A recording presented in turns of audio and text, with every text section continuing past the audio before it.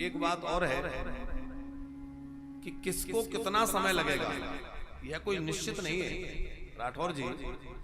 जैसे किसी की लकड़ी जो है सूखी हुई है, घी में भिगो रखी है, घी डाल रखा है, कपूर लगा रखा है, वो थोड़ी सी तिल्ली दिखाएगा, अग्नि प्रज्वलित हो गई, हवन करने लग गया। अब हमारी लकड़ी गीली है, हमारे पास कपूर और कोई साधन भी नहीं है, तो सुलगाने में समय लगेगा। तो अग्नि हम दिखा रहे हैं, लकड़ी नहीं जल रही है, तो इसका मतलब ये नहीं है कि अग्नि में दाहकता कम हो गई या आगे की शक्ति कुछ कम हो गई। हमारी लकड़ी सूखी नहीं है। हाँ, अग्नि में हम उसको तपाते रहेंगे तो समय तो लगेगा, लेकिन तप करके सूख जाएगी और सूख करके जल उठेगी। उसी प्रकार किसी का हृदय पहले से ही विशुद्ध है, पिछले जन्मों के पूर्व जन्मों के संस्कार हैं, उसके अंदर बड़ी जल्दी वो प्रेम ज्योति जल उठती है।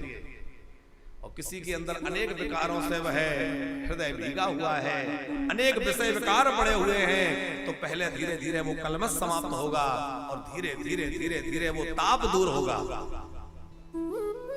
और फिर बोले एक दिन प्रेम ज्योत अवश्य जलेगी, और जिस दिन वो प्रेम की ज्योत हृदय में जलेगी तो हृदय जगमगा उठेगा, राधा रमण सरकार विराजमान हो जाए। तो समय लग सकता है, पर हमें निराश नहीं होना है, साधन का त्याग नहीं करना है, निरंतर उसमें लगे रहें, निरंतर डूबे रहें। कल हम लोगों ने कथा सुनी, भक्ति मैया अपने पुत्र ज्ञान वैराग्य के साथ स्वस्थ होकर के और सनकादिक की कथा में पहुंच गई, खूब नृत्य करने लगी, खूब प्रसन्न हो गई, क्योंकि जहां निष्काम भाव से सत्कर्म होता है वहां भक्ति मैया बड़ी प्रसन्न हो जाती है, वो खूब मुग्ध होकर नाचती है। और जहां किसी कामना विशेष के लिए किया जाए तो भक्ति को उतना आनंद नहीं होता। अब सनकादि की कथा किस लिए है? भक्ति मैया ज्ञान वैराग्य के दुख को दूर करने के लिए। जिस सत्कर्म में परोपकार जुड़ा हो उसकी श्रेष्ठता ही अलग हो जाती है। राठौर साहब, दक्ष प्रजापति ने यज्ञ किया, सफल नहीं हुआ, वीरभद्र ने जाकर के बीच में खंडित कर दिया, तो दक्ष प्रजापति भी यज्ञ कर रहे हैं लेकिन सफल नहीं हुआ। कारण उस यज्ञ की भावना क्या थी? भगवान शंकर को अपमानित करना। जिस सत्कर्म में दिव्य भावना ना हो, परोपकार की भावना ना हो, लोक कल्याण की भावना ना हो, वो सफल नहीं होता। जिसमें स्वार्थ की भावना है, जिसमें किसी को नीचा दिखलाना, अपमान करना उसकी भावना है, तो वो सफल कैसे होगा?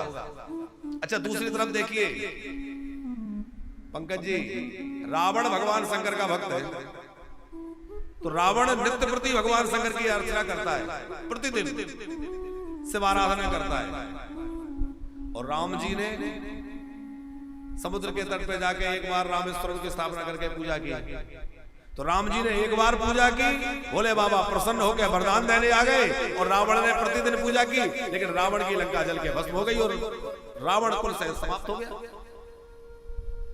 तो पूजा तो दोनों ने भोले बाबा की, पर भोले बाबा ने रावण की रक्षा क्यों नहीं की?